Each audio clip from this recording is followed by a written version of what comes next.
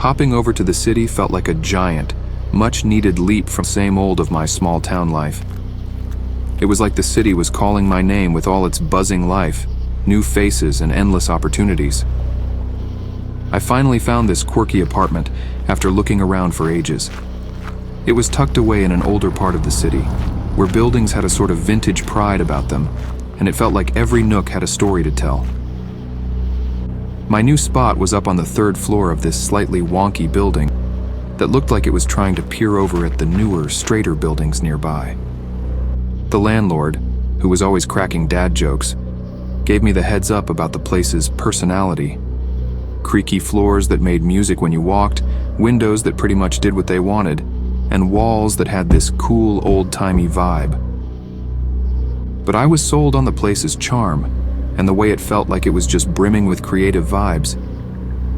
The day I moved in was perfect, with the setting sun making everything inside glow.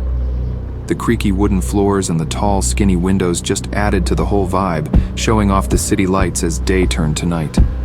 It was so peaceful, like the apartment was taking a big, deep breath, ready to start fresh with me. But man, I had no idea that the peaceful vibe of that first night was about to get flipped on its head. My first night there was this mix of city sounds and quiet moments. I was just about to drift off, all snug in my bed with the city's hum as my background music. It was the chill vibe I'd been craving, a total 180 from the quiet I was used to. But that calm didn't stick around. Just as I was about to crash, the quiet exploded into this wild noise fest. It was like all of a sudden, the place next door turned into a late-night construction zone. My heart was all over the place, not really getting what was going on, but I somehow managed to crash. I was too wiped to deal with it now, so I made a mental note to hit up the neighbor in the AM. Woke up feeling like I'd been hit by a truck. Yet, when I knocked on my neighbor's door, there was no response, as if the night's events were a figment of my imagination. Thought I'd ask around, see if anyone else was getting their sleep messed up. Found this one dude down the hall who said yeah, he heard stuff, but it wasn't a biggie for him. Obviously no biggie when you are leaving far from the neighbor. On night 3, things got really creepy.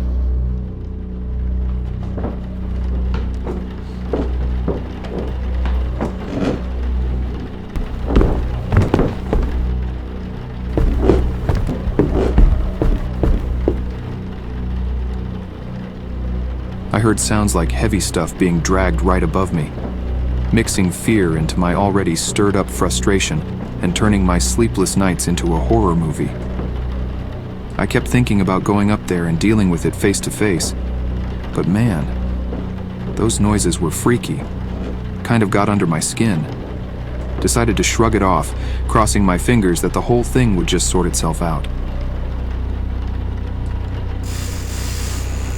But when the drilling kicked in for the 4th night in a row, that was it for me. I marched right over to the neighbor's place, ready to tell him to knock off whatever racket he was causing. The door opened super slowly to reveal this guy who looked as weird as the sounds he was making. His eyes were dark and kind of spooky, and just looking at him sent shivers down my spine. I tried to keep it together as I asked him to keep it down.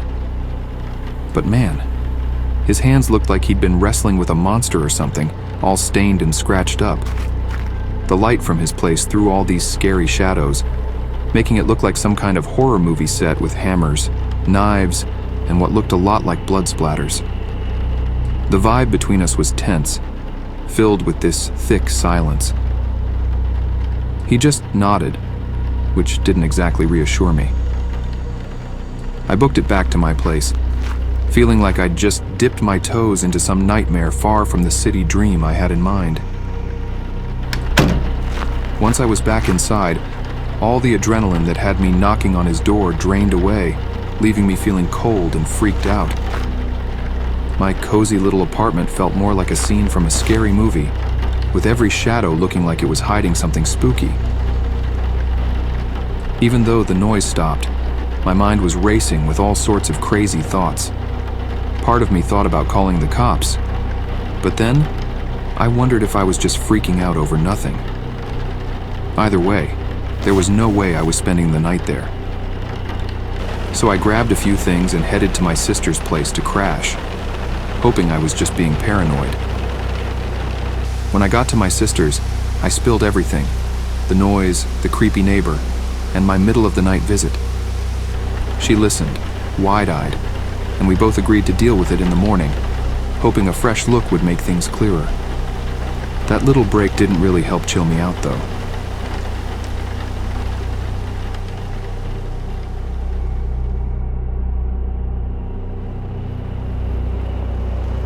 Heading back to my place felt like I was walking into a horror movie, every step heavier than the last. The building, which used to feel kind of homey, now just seemed creepy, like it was hiding all sorts of secrets. When I got to my door and found it wasn't quite closed, my heart just dropped. Someone had messed with the lock. It felt like a huge invasion, like the cherry on top of a really bad week. Realizing this was serious business, I called the cops. The cops showed up and did their thing, all professional but kind of distant too. They checked out my neighbor's place, and it was weirdly clean, like nobody had ever lived there. No sign of the late-night DIY horror show. And there I was, my story sounding thinner by the minute. After the cops took off, promising to check in but clearly not buying it, I was left alone with the echo of their footsteps and a head full of questions. I couldn't shake the feeling of unease that clung to me, thick as the city smog. I decided to move out that very same day.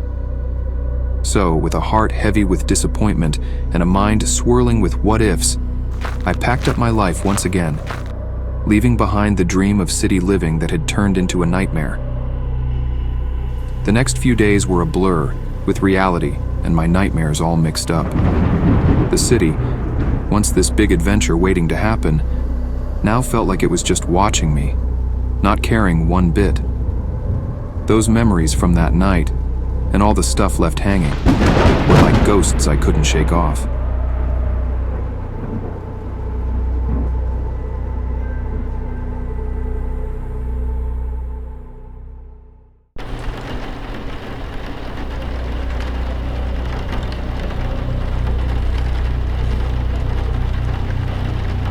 They say if something seems too good to be true, it probably is.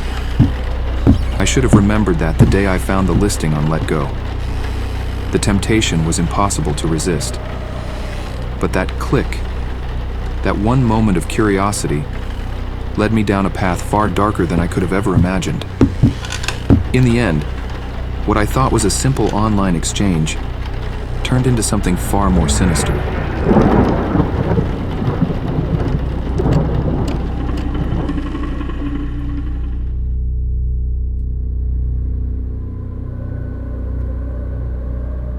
One lazy afternoon, as I mindlessly scrolled through the Let Go app, my eyes caught something that made me pause. A listing for a high-end gaming laptop, completely free. A sleek black Alienware, the model I'd been drooling over for months but could never justify buying. The description simply said, "Works great, free for pickup. First come, first serve." The excitement surged as I stared at the screen, unable to believe that such an expensive piece of equipment could be offered without a price tag. My laptop was ancient, running on fumes, and it had become a regular punching bag during late-night gaming sessions. So seeing this shiny Alienware with zero price attached was like a dream. Without thinking twice, I hit, "Is the laptop really free? Where can I pick it up?" I expected a delay given that it seemed like an insanely good deal, but to my surprise, the seller, someone named Claudia, responded almost immediately. "Yep, it's free. Just come and grab it. First come, first serve though. Lots of interest." Naturally, this response set off a small alarm bell in my mind. Too good to be true. But still, free was free, right?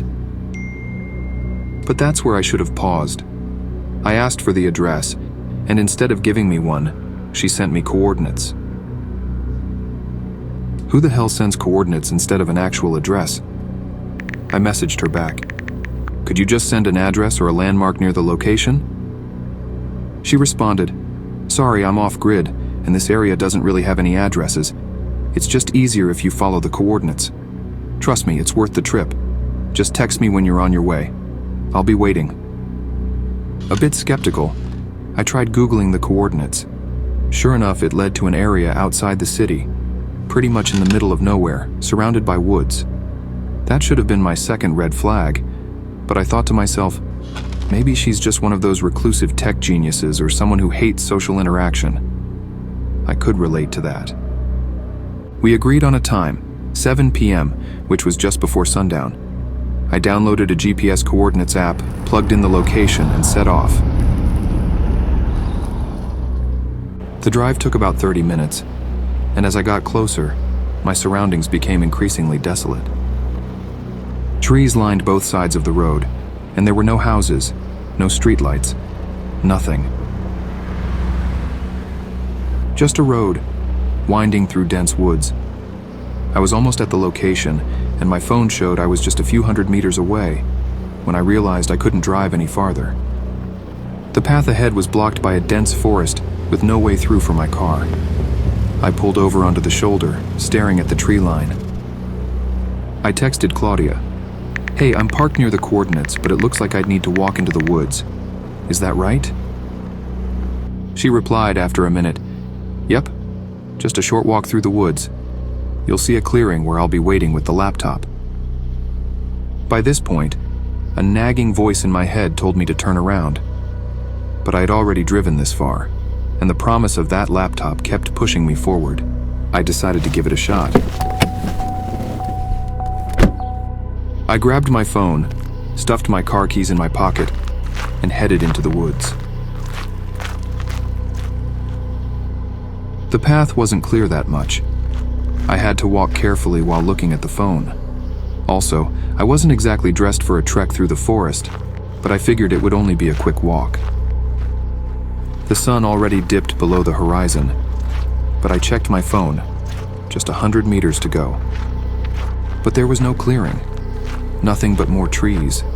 I stopped and texted Claudia again. I'm here, but I don't see any clearing.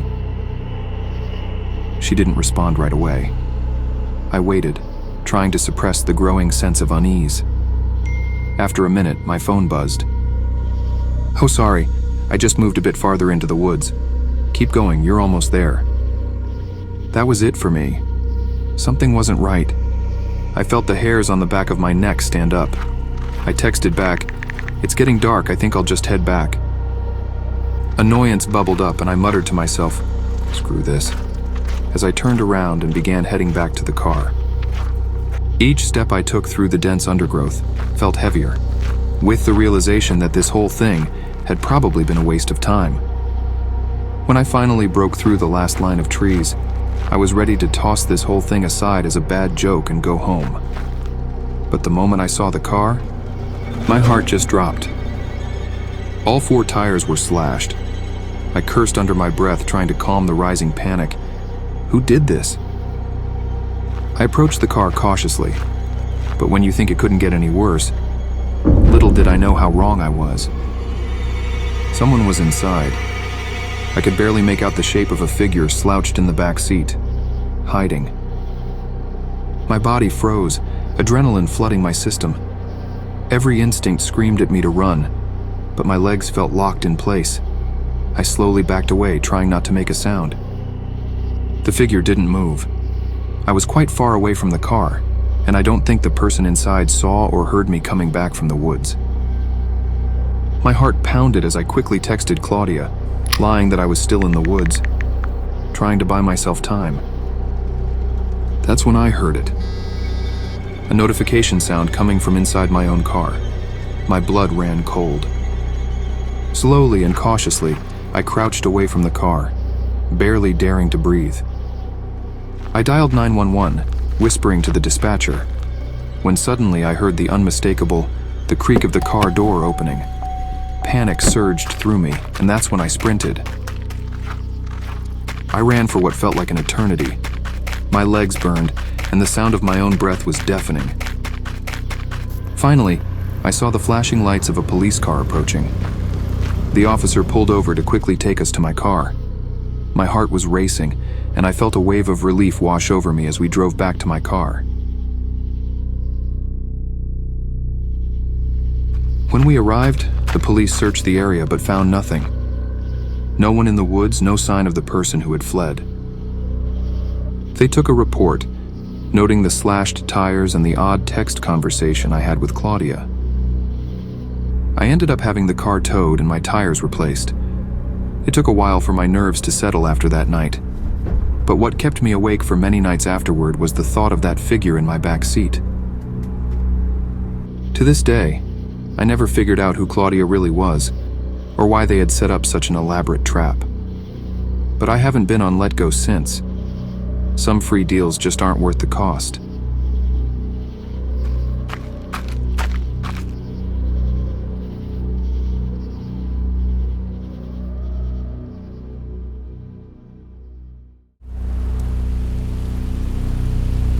College is this weird mix of freedom and figuring stuff out, usually in some tiny dorm room that you share with a stranger. But sophomore year, I lucked out with a room all to myself, hidden away like some sort of secret base. It was the perfect spot until it wasn't. Turns out, even the most chill spots can get creepy when uninvited guests start dropping by.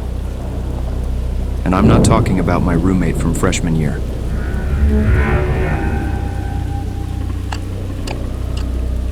In my second year of college, I was lucky enough to secure a single room in the dormitory, a rare commodity that many sophomores vied for.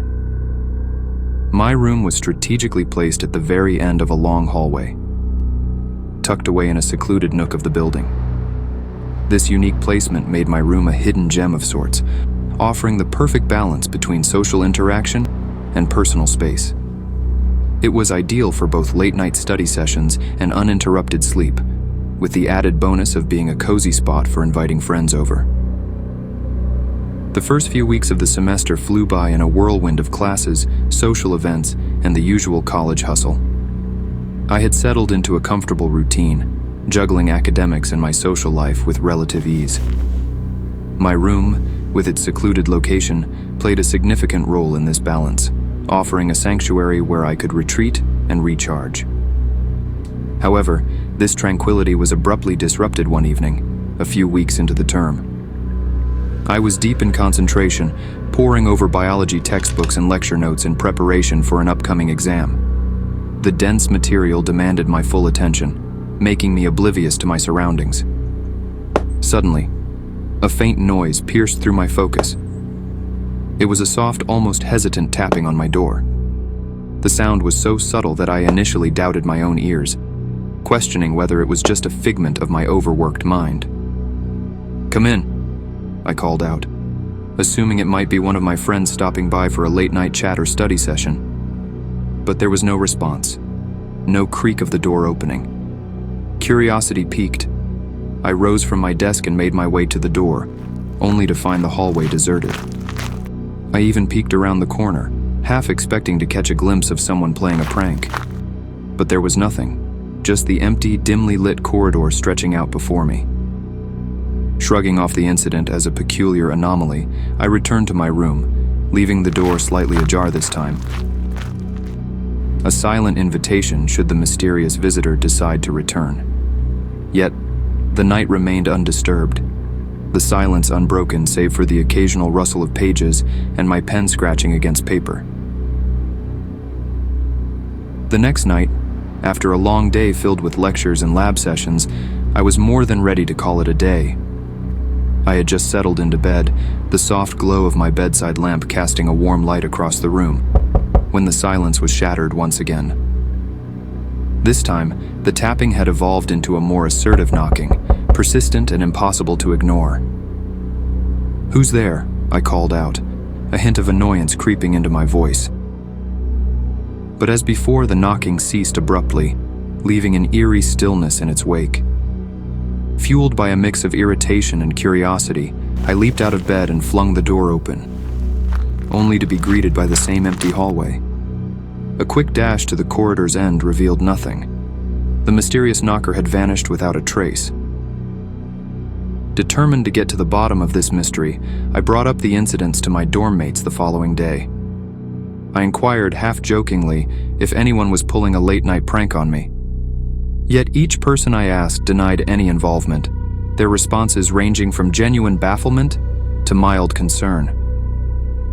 Despite my suspicions, there seemed to be no obvious prankster among my peers.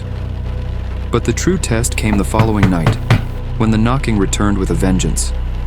It was louder, more insistent, as if the person behind the door was desperate to be heard.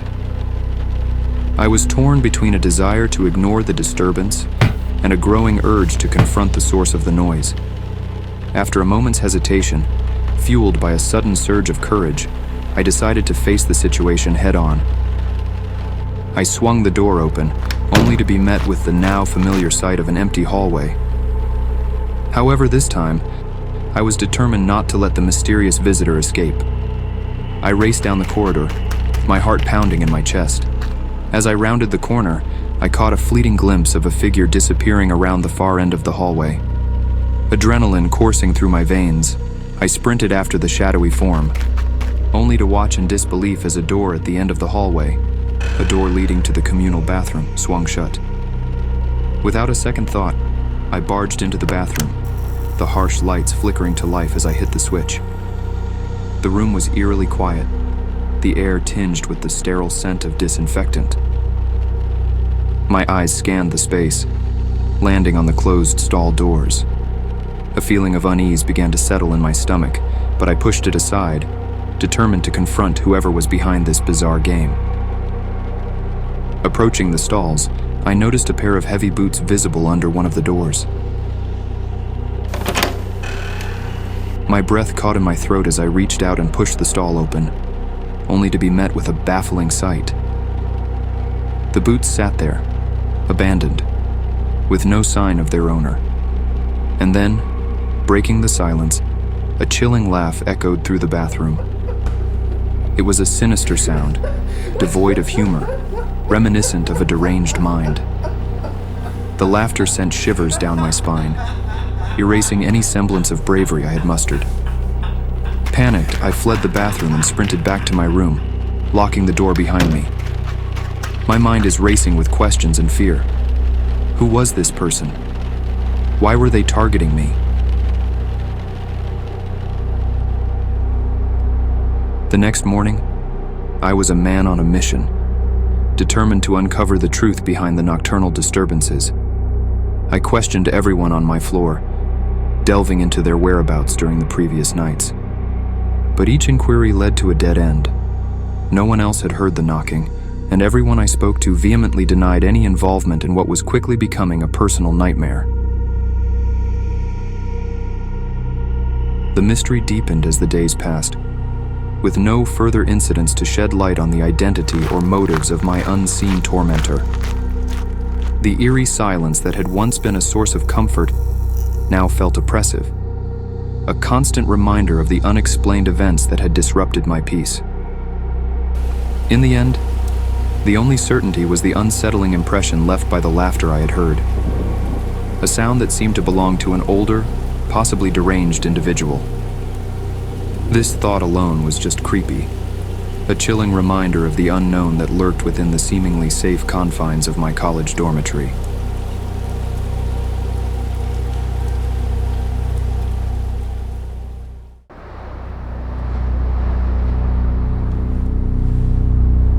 I was right on the cusp of turning 14, caught in that fuzzy zone between being a kid and stepping into the whirlwind of teen life, when this super creepy thing happened.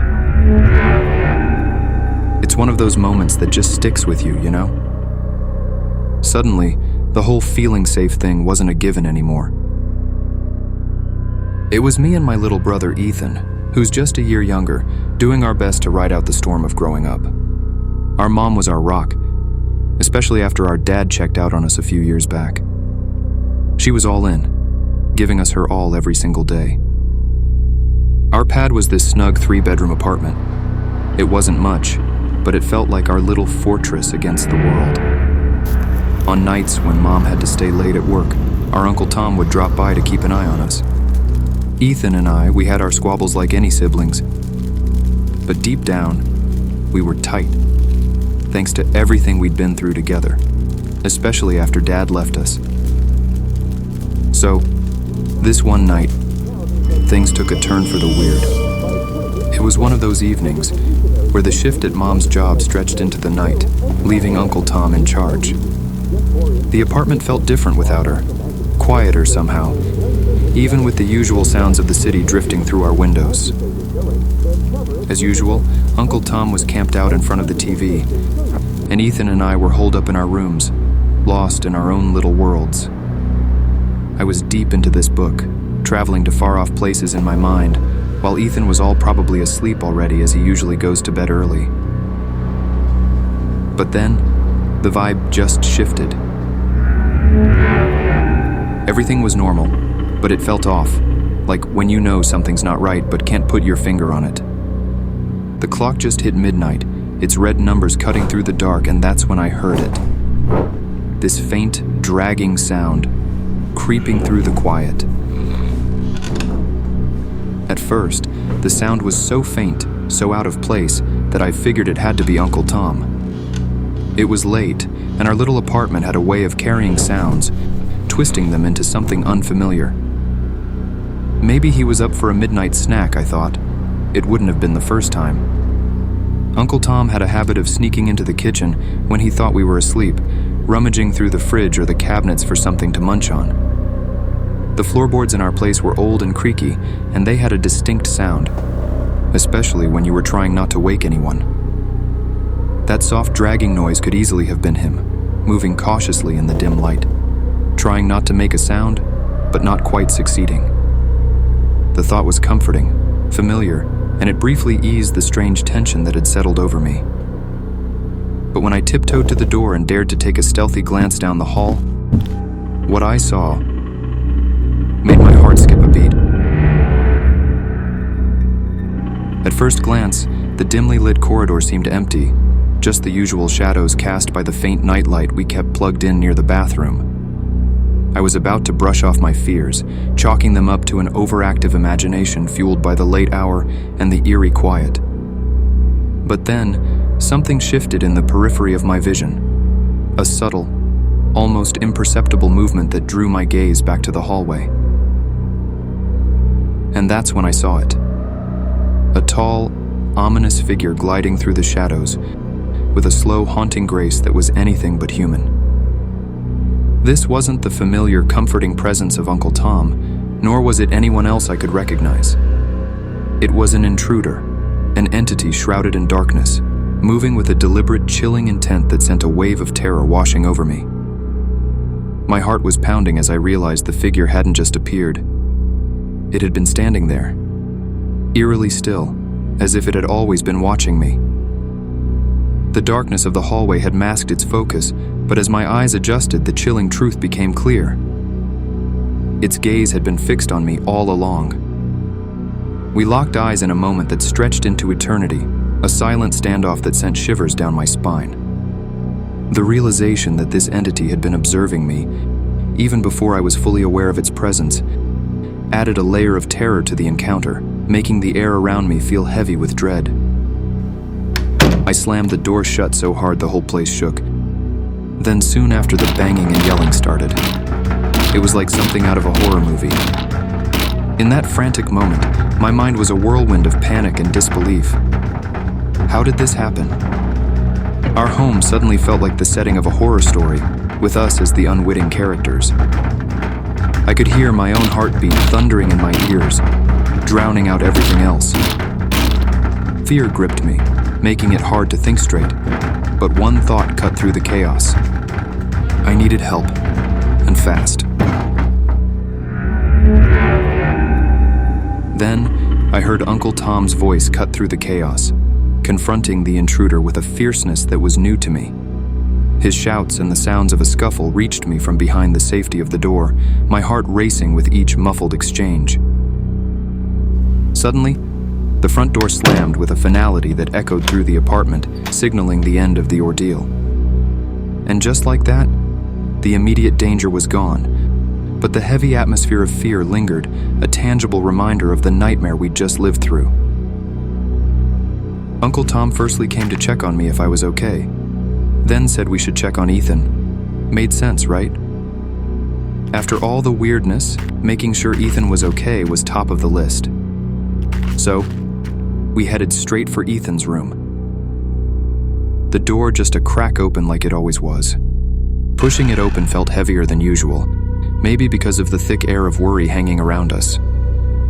Ethan's room was just as messy as he left it, but we couldn't see Ethan. Ethan? I called out, half hoping he'd just pop up from under the bed or something, but nope, nothing. Just the sound of our own breathing and the quiet of the apartment answering back. That's when the real panic set in. We looked everywhere, even places we knew he couldn't fit, but it was like he'd just vanished into thin air. Uncle Tom was on the phone with the cops before I could even process what was happening. The police were at our place in no time, asking a million questions and looking around with those serious faces they have. And as we tried to piece the night together for them, it hit us that maybe the creep didn't just come for a scare. Maybe they came for Ethan, and I could have been on that list too. The days that followed were a blur of police, questions, and a whole lot of empty. They did their best, turning over every stone, chasing down every lead, but it was like Ethan had just disappeared into a storybook, leaving us behind. And the hardest part? Realizing what that dragging sound was.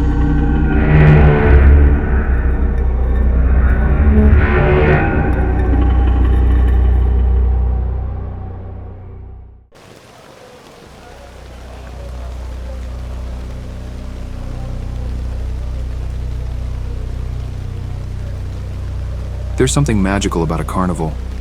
The flashing lights, the dizzying rides, and the smell of popcorn in the air. It all feels like a slice of pure joy, pulling you into a world of excitement and laughter. But sometimes, hidden beneath all the fun, darkness lurks in places you least expect. It's easy to forget that something sinister could be hiding, just outside your view, waiting for the perfect moment. A moment to reveal itself.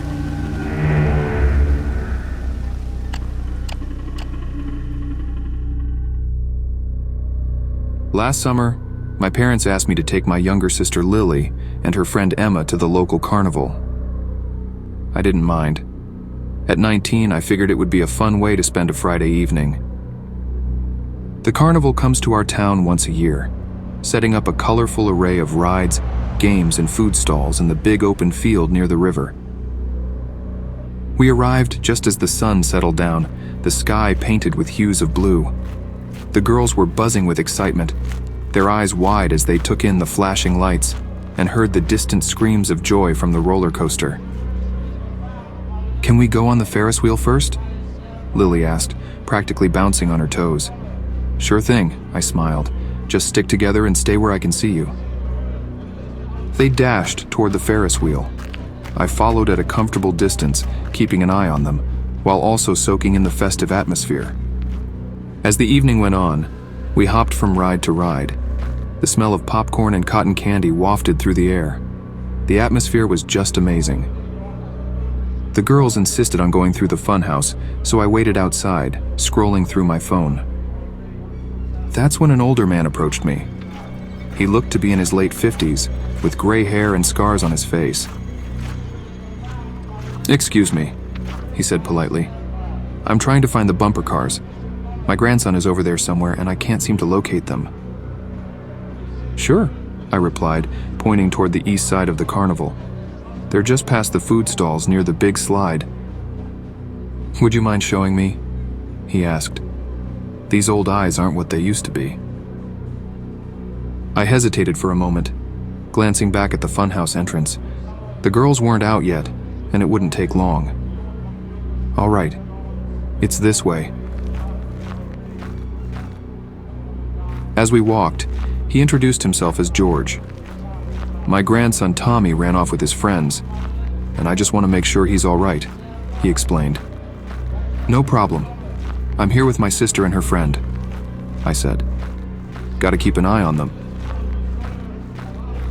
We reached the bumper cars, but there was no sign of his grandson. George sighed, his gaze shifting around the area. Maybe I missed him, he said quietly. Anyway, thanks for coming along. I nodded, glancing at the nearby game booths.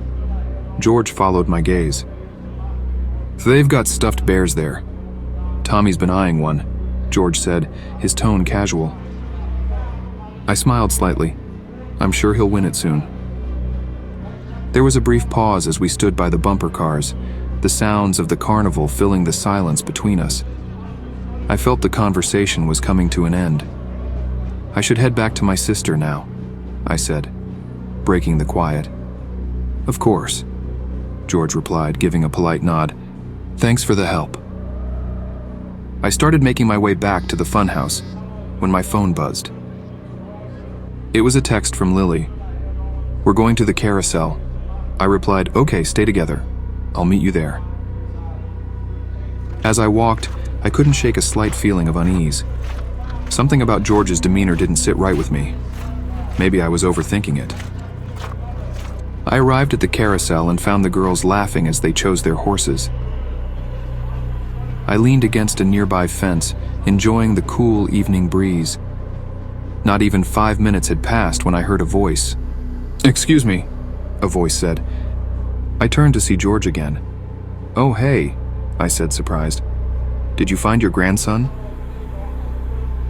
Not yet, he replied, a hint of worry in his eyes. I'm starting to get concerned. Would you mind helping me look for him? I glanced at the carousel. The girls would be occupied for a few more minutes. All right, but just for a bit. I can't leave my sister alone for too long. We walked toward the quieter end of the carnival. Tommy likes the arcade games, George mentioned. Maybe he's over there. As we approached the arcade area, I noticed it was less crowded. Many of the stalls were closing up for the night. I don't see him, I said, scanning the area. George sighed heavily. I appreciate your help. Let me buy you a soda or something as a thank you. That's not necessary, I replied, but I really should get back now. Of course, he said, but then his expression changed. You know, you're a good kid. Reminds me of my own grandson. Say, before you go, could you help me with one last thing? My car's just over there. He pointed to a nearby parking lot. I have a spare phone in there. Maybe Tommy tried to call it. Just when I was about to say that I can't, he interrupted me. Please, I'm really worried. Against my better judgment, I cursed myself for me, just being me. All right, but just for a minute. We walked toward his car, an old van parked under a dim light. He fumbled with his keys and opened the trunk. I think it's in here somewhere, he said, rummaging through a pile of boxes. I stood a few feet away. Maybe you should call the police if you can't find him, I suggested. You're right, he said. Actually, I think I found it. Could you come take a look? I took a step forward, peering into the trunk. Suddenly, I felt a sharp push from behind. I stumbled forward, catching myself before I fell in. What the hell? I exclaimed, spinning around. Get into the car, you mother. Swear to God, if you make a sound, I'll feed you to my dogs. My heart dropped. Adrenaline surged through me. Without thinking, I kicked the van's door between us and bolted. I sprinted back toward the carnival lights, my heart pounding in my ears. I saw a security guard near the entrance. I reached the guard, breathless. There's a man that tried to kidnap me, I gasped, pointing in George's direction. I quickly explained the situation. The guard radioed for assistance, and soon other security personnel were scouring the area. They also called the police. The parking area was searched, but by the time they reached it, George was gone. Wondered if I was his first victim. "Let's go home," I said to girls. That night, I couldn't sleep. I replayed the events over and over, wondering how I could have been so naive. Life slowly returned to normal, but I was more vigilant than ever. The experience changed me. I became protective, almost to a fault.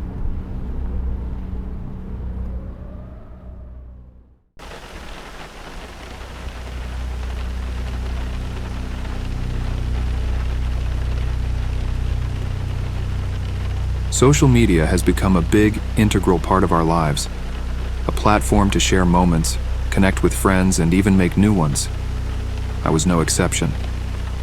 I loved posting updates about my life, sharing photos of my favorite spots, and interacting with people online. It felt like a harmless extension of my social circle. But little did I know how quickly things can turn into something unsettling. One moment you're sharing a snapshot of your day, and the next, well, you are about to find out.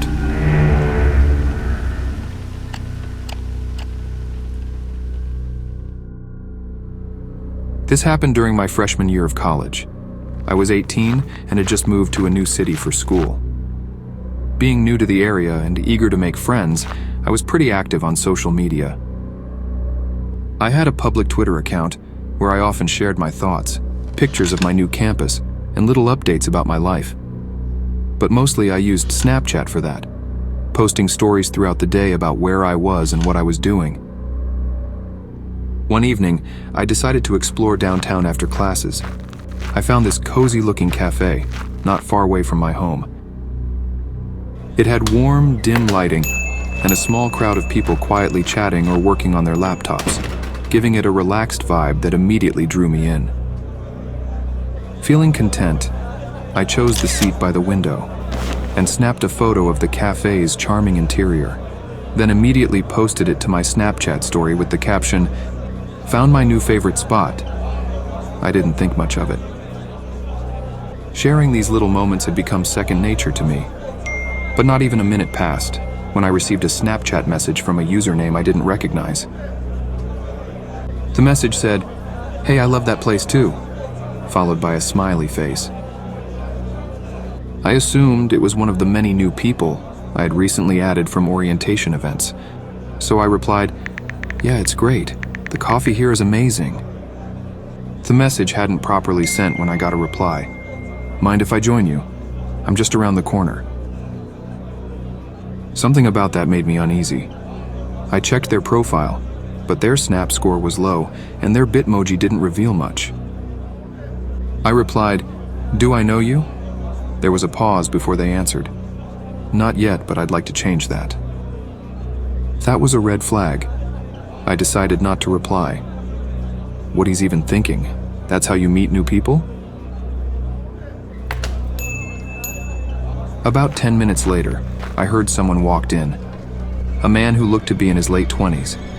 He was wearing a dark hoodie and jeans, and he scanned the room as if looking for someone. My heart started racing when his eyes locked onto me. He smiled and began walking over. I quickly looked down, hoping he was headed somewhere else, but he stopped right in front of my table. "Mind if I sit here?" he asked, already pulling out the chair opposite me. I was caught off guard. I tried to ignore him, but then he said, "I saw your Snap story and figured I'd come say hi," his gaze unwavering. I was confused and a bit scared. "I'm sorry, but do we know each other?" I asked. Not yet. That's when it clicked. This was the person who had messaged me. "Look, I have to go," I said, panicking, but he interrupted me by saying, "No need to rush off. I just want to chat," he said calmly. My mind was racing. How did he find me so quickly? Then I remembered. I had posted the photo with the cafe's distinctive interior, making it easy to identify if you were familiar with the area. I cursed myself for not being more careful. "I really have to meet a friend," I lied, standing up. He stood up as well, blocking my path. "Come on, man, don't be rude. I came all this way to see you," he said, his tone becoming more insistent. The other patrons in the cafe were either engrossed in their own conversations or staring at their laptops. No one seemed to notice what was happening. Feeling trapped, I decided to make a scene in hopes of drawing attention. "Please move," I said loudly, hoping someone would look over. He leaned in closer and whispered, "You're making this harder than it needs to be." Panic set in. I just froze and didn't know what to do. Finally, the barista looked up and called out, "Is everything okay?" I rushed over to the counter while he was distracted. "This man is bothering me," I said, my voice shaking. The barista, a tall guy in his 20s, stepped around the counter. "Sir, I'm going to have to ask you to leave," he said firmly. The man glared at me before slowly backing away. "This isn't over," he muttered as he walked out of the cafe. I felt a mix of relief and lingering fear. The barista asked if I was all right and offered to call the police. I declined, thinking it was overreacting. He insisted on walking me to my car or wherever I was headed next. I thanked him and accepted. As we stepped outside, I looked around nervously, half expecting the man to be lurking nearby. The barista introduced himself as Alex, and we chatted briefly. He walked me to the bus stop. I appreciated his kindness, but my mind was elsewhere. I replied the events that had just unfolded. What had he wanted from me? When I got back to my dorm, I decided to make all my social media accounts private. I went through my follower lists, removing anyone I didn't personally know. I thought that would be the end of it. However, later that night, I received another Snapchat message from a new username. "You can't hide from me," it said. My stomach dropped. How was he still able to contact me? Then I realized that even though I had made my accounts private, my username was still searchable. I blocked the account and decided to report the incident to campus security the next morning.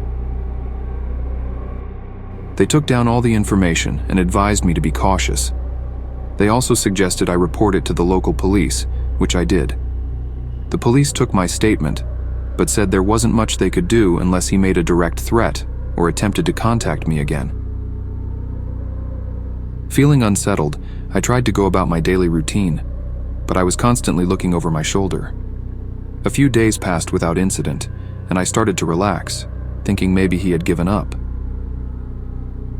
Then one evening, as I was studying in the campus library, I received a text message from an unknown number. It was a photo of me, taken from the side, sitting at my table in the library. The caption read, "Found you." My hands started shaking uncontrollably. He was here. I turned around, but there was no one. I immediately packed up my things and headed to the nearest security desk in the library. I showed the guard the message and the photo. They took it seriously this time and called the police. The library was placed on a brief lockdown as officers searched for the man. It took them an hour to find a man that was matching the description, lurking in one of the stairwells.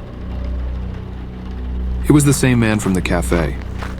He was detained and found to have multiple photos of me on his phone, along with other unsettling content. I pressed charges for harassment and stalking.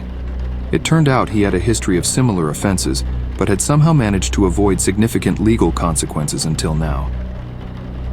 The whole experience was terrifying and taught me a hard lesson about online privacy. I realized how easily I had made myself a target by oversharing on social media.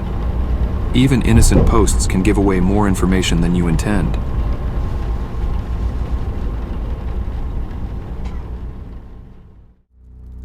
This isn't just a story to tell around a campfire. It is an encounter that would change my understanding of what it means to truly be afraid. It was a stark awakening from the naive bubble I had lived in, a chilling reminder that the world is far more complex and mysterious than I had ever imagined. I was just a few months shy of my 18th birthday, teetering on the edge of adulthood with all its looming responsibilities and freedoms, when I found myself in the middle of an experience that would forever blur the lines between reality and the horror movie. Growing up, my grandma was sort of my first-hand intro to how tricky getting old can be, especially when your mind starts playing tricks on you. She had her good days and her not-so-good ones, with her memories sometimes getting all jumbled up or just plain made up. Seeing her go through all that really hit me hard, and somewhere along the line, I figured maybe I could do something about it. That's how I ended up with this crazy idea of becoming a social worker. I thought, hey, if I could help someone like Grandma, maybe it wouldn't feel so hopeless, you know? Little did I know I was about to step into a whole different ballgame. So this one night, I took a gig as a nighttime companion for an elderly man named Harold, who was suffering from severe episodes of night terrors and hallucinations due to his advanced age and declining mental health. His niece, Jenna, who was in her mid-30s and worked night shifts as a nurse, was desperate for someone to keep an eye on her uncle during the nights. Given my background and family history, I felt equipped for the task. However, nothing could have braced me for the ordeal that was to unfold on my very first and unequivocally last night at Harold's home. Jenna briefed me about Harold's condition before she left for her shift. She mentioned his tendency to see things and people that weren't there, but sometimes he could understand that he's just imagining.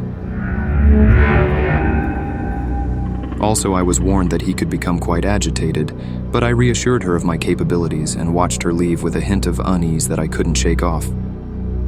Harold, with his frail frame and hair as thin and white as spider silk, barely acknowledged me beyond that fragile nod.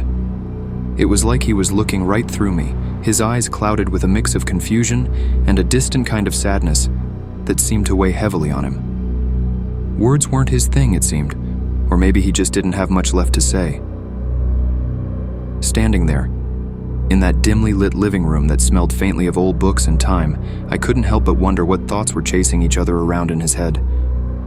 Was he trying to piece together who I was, or was he lost in some tangled memory from his past? Either way, Harold didn't give much away, leaving me to take steps into what was supposed to be just another job.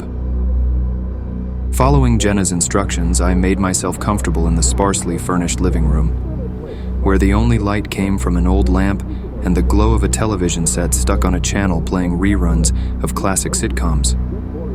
The volume was low, just enough to fill the eerie silence without disturbing Harold's rest upstairs.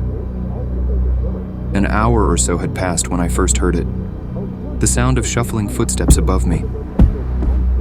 I hesitated for a moment, not wanting to jump at every little sound, but the caregiver in me kicked in. I figured it wouldn't hurt to check on Harold, just to be safe.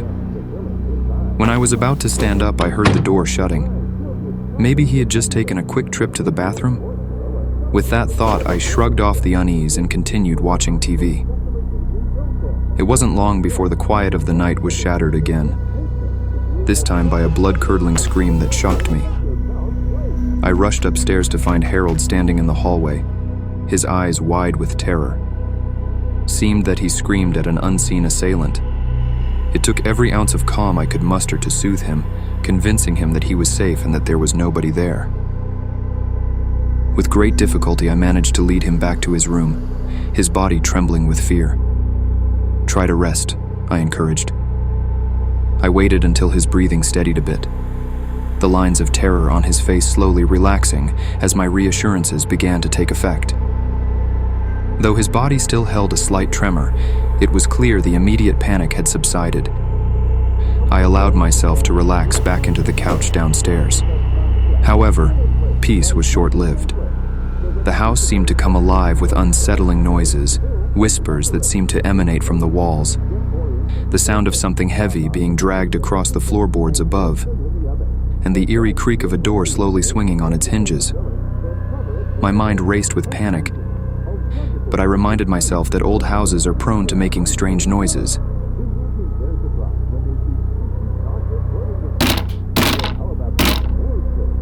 around 2 a.m., a sudden, sharp banging from the kitchen snapped me out of my daze. Heart pounding, I ventured toward the source of the noise, only to find the back door flapping wildly against its frame, seemingly unlatched. I wondered if it had been left open accidentally, or if Harold had ventured outside. Decided to quickly close the door, but suddenly saw Harold standing in the doorway. A kitchen knife was in his shaky hand, his eyes filled with a mix of confusion and unspoken terror. He demanded to know who I was, his voice barely above a whisper but laced with fear. Am I his imaginary person? Or what is going on here? I tried to pierce through the fog of his confusion with soothing words. Harold, it's me, I said gently, my voice steady despite the pounding of my heart. I took a cautious step forward, trying to convey safety and familiarity through my tone and posture, hoping to rekindle some flicker of recognition in his clouded eyes. But it was as if he was trapped in a different reality, one where I was a stranger, an intruder, rather than a caretaker. The confusion in his gaze morphed into suspicion, and his grip on the knife tightened slightly. It was heartbreaking and terrifying in equal measure to see him so lost, so detached from the world that we shared. I repeated my name, mentioning Jenna's again, attempting to weave a thread of reality into the fabric of his delusions. But the words that usually had the power to comfort and reassure seemed to dissipate before they could reach him. In an instant, everything about Harold changed. The confusion that had veiled his gaze gave way to a fierce, unfathomable anger. It was like a switch had been flipped, and in that moment, I knew he was about to lash out, maybe trying to figure out if I was just another figment of his troubled mind. With no time to waste and my instincts screaming at me to move, I made a split-second decision. Just as Harold raised the knife, signaling his intent, I bolted for the door, sprinting outside into the safety of the night. I fled the house, my breaths coming in ragged gasps as I dialed Jenna's number with trembling fingers. The night air was cold against my skin, but the terror that gripped me was colder still. Jenna's voice, when she finally answered, was filled with disbelief and concern. She implored me to wait for her, but I couldn't shake the image of Harold's enraged expression and the knife in his hand. When Jenna arrived, the scene she encountered must have painted a very different picture from the chaos I had fled. Harold, seemingly peaceful now, was found asleep in his bed. A stark contrast to the turmoil just moments before. She was at a loss, torn between her duty to her uncle and the reality of the danger I had faced. In the end, I chose to leave that night behind me, vowing never to return. The memory of Harold's twisted face haunted me for many nights to come, a chilling reminder of the unpredictability of the human mind and the shadows that lurk within it. The chilling thought of what if gnawed at me, the realization of how narrowly I had escaped a potentially tragic fate.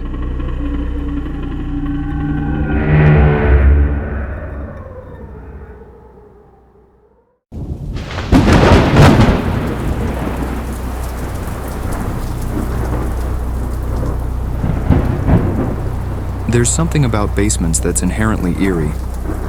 Perhaps it's the way they're partially buried in the earth, or how they seem to collect the silence and secrets of a house.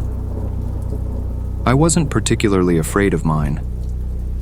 Maybe because it was the gaming hub, stuffed with all sorts of consoles and games, making it more of a cool hangout than anything spooky. I never really got why people made such a big deal about basements being scary. Until, well, I had a reason to. Isn't it strange how a single bad experience can dramatically shift your perspective? Every so often, my mom and dad would head out for the weekend to help out my grandparents. They're getting on in years and need a bit of extra help around their place. It was one of those unspoken family duties, but honestly, I never minded. It meant I got the house to myself, which was pretty sweet.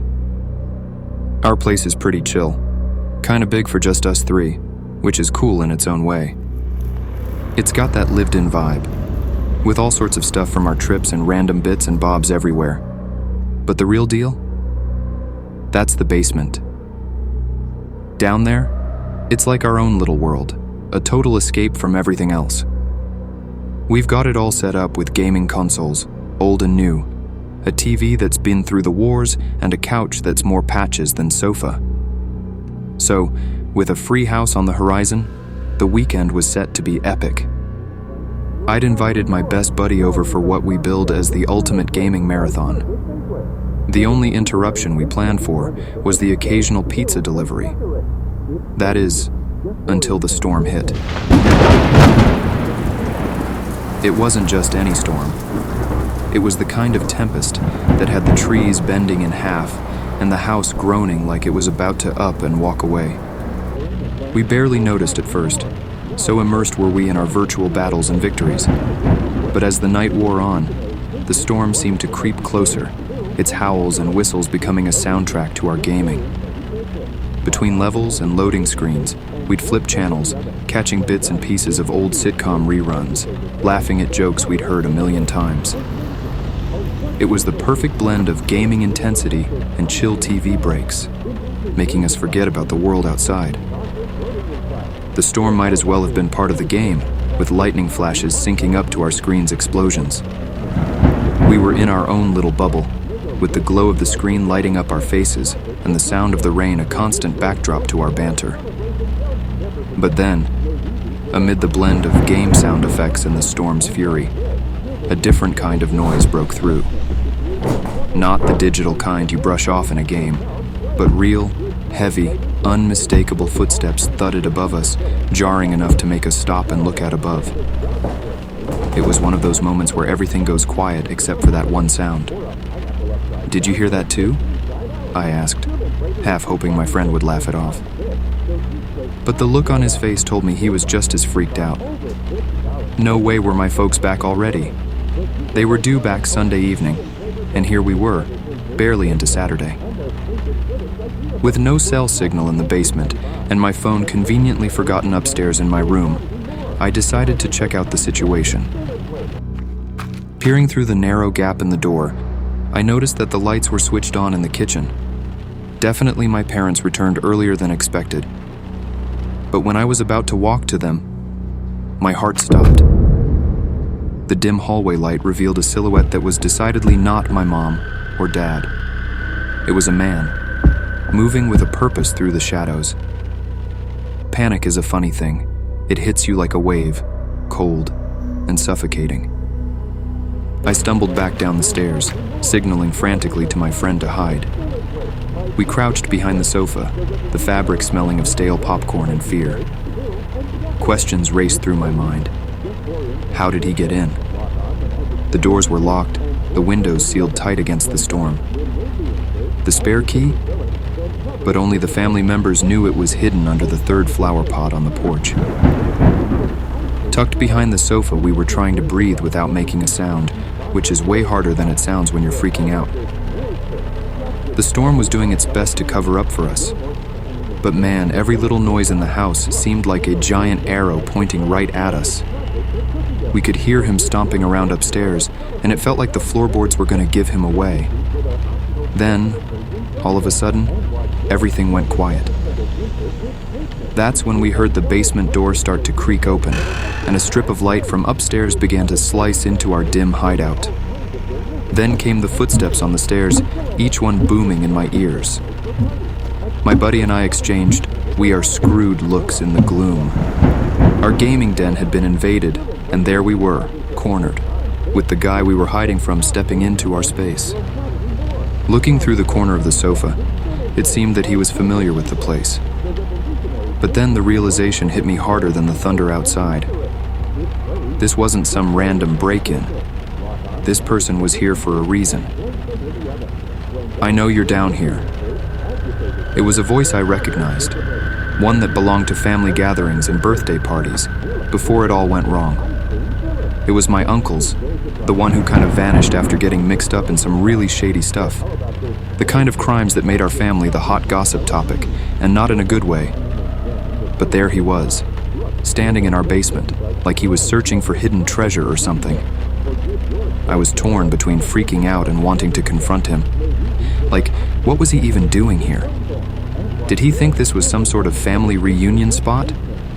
But then he started shouting, making it clear he wasn't just going to leave. He was like, "You better show yourself or you'll wish you had." The choice we made then wasn't really a choice. We didn't really even have much of a choice. It was all about making it out of there in one piece. We quickly came up with a plan.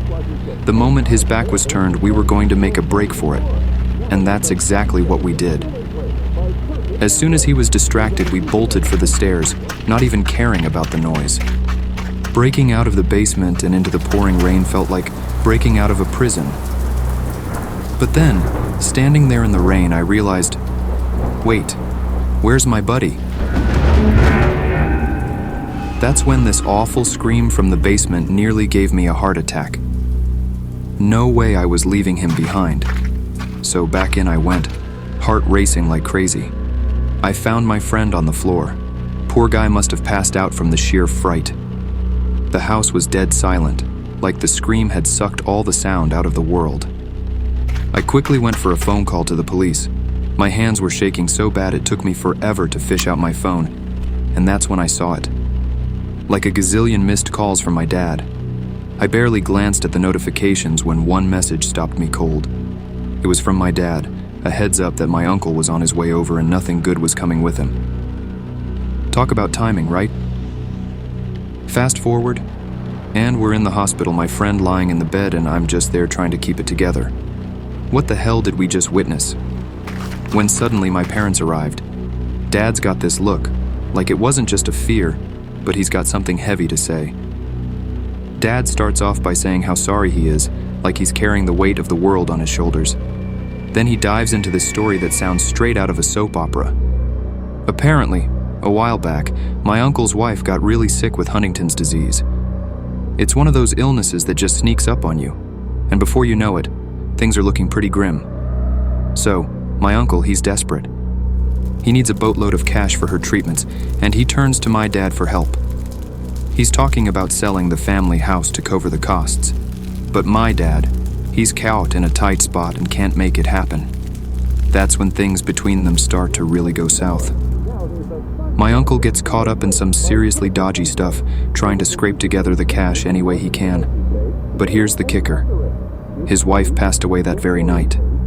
My uncle, he's out of his mind with grief and rage. He calls up my dad, saying he's coming over to make someone feel the pain he's feeling, to make someone pay for his loss. It was all a twisted way of dealing with his grief, lashing out because he couldn't save the one person he loved most. Sitting there in the hospital, listening to my dad spill all this, it felt like we were living a nightmare. My buddy's lying there, knocked out because of all this madness, and I'm just trying to piece together how a family squabble turned into the scariest night of our lives. In the end, the basement, once my ultimate hangout spot, now felt tainted, haunted almost. The thought of chilling there again, of trying to recapture the carefree fun we had before, it just didn't sit right. Something inside me had shifted, and no matter how much I wanted things to go back to normal, I knew they couldn't. I just couldn't be in that basement anymore.